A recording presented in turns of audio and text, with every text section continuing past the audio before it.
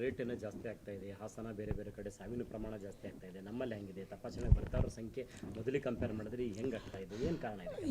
ಇವಾಗ ಮುಂಚೆ ನಾವು ಹಳೆಯ ಆಸ್ಪತ್ರೆ ಜಿಮ್ಸ್ ಬಿಲ್ಡಿಂಗ್ ಆವರಣದಲ್ಲಿದ್ದಾಗ ಸೊ ಆವಾಗ ಅರೌಂಡ್ 250 to 300 OPD ನೋಡ್ತಾ ಇದ್ದಿದ್ವಿ. ಈಗ ಹೊಸ ಬಿಲ್ಡಿಂಗಿಗೆ ಶಿಫ್ಟ್ ಆದಮೇಲೆ 350 to 400, ಆಮೇಲೆ ಸ್ಲೋಲಿ ಈಗ 450 to 500 ಆಯಿತು. ಈಗ ಲಾಸ್ಟ್ 2 OPD ಅಂತೂ ಮಂಡೇ OPDಸು almost 600 we have touched. 600 OPD, ಅದರಲ್ಲಿ around 50% were follow up patients. ಇನ್ನೂ ಒಂದು 250 to 300 ಹೊಸ ಪೇಷಂಟ್ಸು. ಆ ಹೊಸ ಪೇಷಂಟ್ಸ್ದಲ್ಲಿ ಒಂದು 150 to 200 non cardiac chest pain, ಅಂತಂದರೆ ನೋವು ಹಾರ್ಟಿಂದಲ್ಲ, ಬೇರೆ ಕಾರಣ, ಮೂಳೆ ನೋವು ಇರ್ಬೋದು, ಆ್ಯಸಿಡಿಟಿ ಇರ್ಬೋದು, ಮಸಲ್ ಪೇನ್ ಇರ್ಬೋದು, ಈ ಥರ ಬೇರೆ ಕಾರಣದಿಂದ ಬಂದಿದ್ದವರಿದ್ದರು. ಅದೇ ಈ ಥರ ಒಂದು ಭಯ ವಾತಾವರಣ, ಬಿಕಾಸ್ ಎಲ್ಲ ನ್ಯೂಸ್ದಲ್ಲಿ ಈ ಥರ ಸುಮಾರು ಜನ ಡೆತ್ ಆಗ್ತಾ ಇರೋದು ನೋಡಿಬಿಟ್ಟು, ಹಾರ್ಟ್ ಅಟ್ಯಾಕ್ ಅಂತ ಹೇಳಿ ಡೆತ್ ಆಗ್ತಾ ಇರೋದು ನೋಡಿಬಿಟ್ಟು ಜನರಲ್ಲಿ ಒಂಥರ ಆತಂಕ, ಭಯ ಇರೋದು. ಸೊ ಹಾಗಾಗಿ ಅವರೆಲ್ಲ ಬೇಗ ತಕ್ಷಣ ತೋರಿಸ್ಕೊಳ್ಳೋಕೆ ಬರ್ತಾ ಇರೋದು. ಸೊ ಚೆಕ್ ಮಾಡೋದು, ಮಾಡಿಸ್ಕೊಳ್ಳೋದು important, correct, because at least rule out ಆಗಬೇಕು ಹಾರ್ಟು, ಬಿಕಾಸ್ ಹಾರ್ಟ್ಲಿಂದ ಅಂತಂತಂದರೆ ಜೀವಕ್ಕೆ ಅಪಾಯ ಇರೋದು. ಸೊ ಅದಕ್ಕೆ ಚೆಕ್ ಮಾಡ್ಕೊಳ್ಳೋದು ಉತ್ತಮ, ಬಟ್ ಆತಂಕ ಪಡೋದು, ಭಯ ಪಡೋದು ಬೇಕಿಲ್ಲ. ಸೊ ಚೆಕ್ ಮಾಡಿಸ್ಕೊಳ್ಳಿ, ಎಲ್ಲಿ ಹತ್ತಿರದ ಹಾಸ್ಪಿಟ್ಲಿಗೆ ಹೋಗಿಬಿಟ್ಟು ECG ಸ್ಕ್ಯಾನಿಂಗು, ಬ್ಲಡ್ ಟೆಸ್ಟ್ ಅದೆಲ್ಲ ಟೆಸ್ಟ್ ಮಾಡಿಕೊಂಡು, ಸೊ ಹಂಗೆ ಏನಾದರೂ ಸಮಸ್ಯೆ ಇದ್ದರೆ ಅವ್ರು ಹೇಳ್ತಾರೆ. ಸೊ ಅದರ್ವೈಸ್ ಆತಂಕ ಪಡೋದು, ಭಯ ಪಡೋದು ಬೇಕಿಲ್ಲ. ಓಕೆ, ಮೇನ್ ಅಂತಂತಂದರೆ ಲೈಫ್ ಸ್ಟೈಲ್ ಚೇಂಜಸ್ಸು, ಜನ ಅದು ಫಾಲೋ ಮಾಡಬೇಕು. ಹ್ಯಾಬಿಟ್ಸ್ ಏನು, ಸ್ಮೋಕಿಂಗು, ಡ್ರಿಂಕ್ಸು, ಗುಟ್ಕಾ, ತಂಬಾಕು ತಿನ್ನೋದು ಅದು ಬಂದ್ ಮಾಡಬೇಕು. ಮನೆ ಊಟ ಉಣ್ಣೋದು, ವಾಕಿಂಗ್ ಮಾಡೋದು, ಮೊಬೈಲ್ ಬಳಕೆ ಕಡಿಮೆ ಮಾಡೋದು, ನಿದ್ದೆ ಸರಿ ಮಾಡೋದು. ಸೊ ಇವೆಲ್ಲ ಮಾಡಿದ್ರೆ ಅರ್ಧ ಕಾಯಿಲೆನೇ ಬರೋದಿಲ್ಲ. ಸೊ BP, ಶುಗರ್ ಎಲ್ಲ ಕಂಟ್ರೋಲ್ ಇರುತ್ತೆ, ಹಾರ್ಟ್ ಸಮಸ್ಯೆ ಬರೋದು ಸಾಧ್ಯತೆ ತುಂಬ ಕಡಿಮೆ ಆಗಿಬಿಡುತ್ತೆ. ಈ ಥರ ಲೈಫ್ ಸ್ಟೈಲ್ ಮಾಡಿಫಿಕೇಷನ್ ತುಂಬ ಇಂಪಾರ್ಟೆಂಟು. ಹಾಗೆ ಸರ್, ಈಗ 400 ಇದ್ದಿದ್ದು OPD 600ಗೆ ಬಂದಿದೆ. ಬಂದಿರೋ OPDನಲ್ಲಿ ಎಲ್ಲರೂ ನಾರ್ಮಲ್ ಇರೋರು ಇದ್ದಾರೆ, ಅಥವಾ ಮುಂದೆ ಫರ್ದರ್ ಟ್ರೀಟ್ಮೆಂಟ್ಗೆ 2D ECMO ಆಗಿರ್ಬೋದು ಅಥವಾ ಎಂಜಿಯೋಗ್ರಾಮ್ ಇರ್ಬೋದು, ಫರ್ದರ್ಗೆ ಹೋದಂಥ ಪ್ರಮಾಣ ಎಷ್ಟಾಗ್ತಾ ಇದೆ ಅಂತ?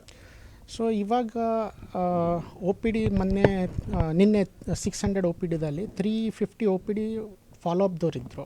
ಅಂದರೆ ಮುಂಚೆ ಮೊದಲೇ ನಮ್ಮ ಹತ್ರ ತೋರಿಸ್ಕೊಂಡು, ನಮ್ಮದು ಕೆಲವರು ಸ್ಟೆಂಟ್ ಆಗಿದವರೇ ಇರಲಿ, ಮೆಡಿಕಲ್ ಮ್ಯಾನೇಜ್ಮೆಂಟ್ದವರೇ ಇರಲಿ, ಅವರೆಲ್ಲ ಫಾಲೋ ಅಪ್ ಬಂದವರು ಇದ್ದರು. ಇನ್ನೊಂದು 250 to 300 ಜನ ಹೊಸದಾಗಿ ಬಂದಿರೋರು. ಅದರಲ್ಲಿ ಒಂದು 200 ಪೇಷಂಟ್ಸ್ ಹಾಗೆ non cardiac chest pain. But check ಮಾಡೋದು ಆದಮೇಲೆ we can tell that it is a non cardiac chest pain ಅಂತ ಹೇಳಬೇಕಂತಂದರೆ. ಸೊ ಅದು ಇವ್ಯಾಲ್ಯೂಯೇಟ್ ಮಾಡಬೇಕಂತಂದರೆ ಅದೇ ECG, ಎಕೋ ಆಗಲಿ, ಬ್ಲಡ್ ಟೆಸ್ಟ್ ಆಗಲಿ, based on the patient condition, symptoms, ಅವ್ರದ್ದು ಏಜು, ಅವ್ರ ರಿಸ್ಕ್ ಫ್ಯಾಕ್ಟರ್ಸು, ಇದೆಲ್ಲ ನೋಡಿಬಿಟ್ಟು ವಿ ಡಿಸೈಡ್ ಯಾರಿಗೆ ಏನು ಟೆಸ್ಟ್ ಮಾಡಿಸ್ಬೇಕು, ಯಾರಿಗೆ TMT ಮಾಡಿಸ್ಬೇಕು, ಯಾರಿಗೆ ಬ್ಲಡ್ ಟೆಸ್ಟ್ ಮಾಡಿಸ್ಬೇಕು, ಅದ್ರ ಮೇಲೆ ವಿ ಡಿಸೈಡ್.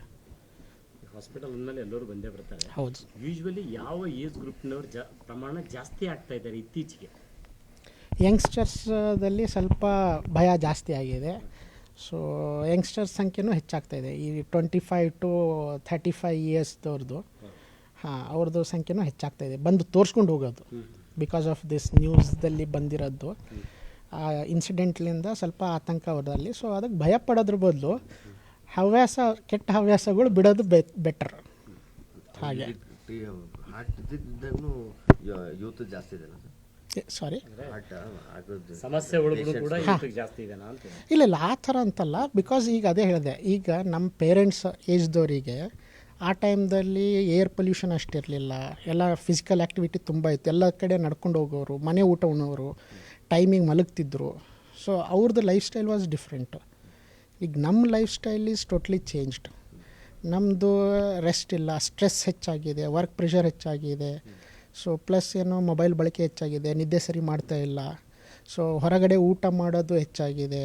ಸೊ ಹ್ಯಾಬಿಟ್ಸ್ ಹೆಚ್ಚಾಗಿದೆ ಜನರಲ್ಲಿ. ಸೊ ಇವೆಲ್ಲನೂ ಕಾಂಟ್ರಿಬ್ಯೂಟ್ ಆಗ್ತಾಯಿದೆ ವಿತ್ ಏರ್ ಪೊಲ್ಯೂಷನ್.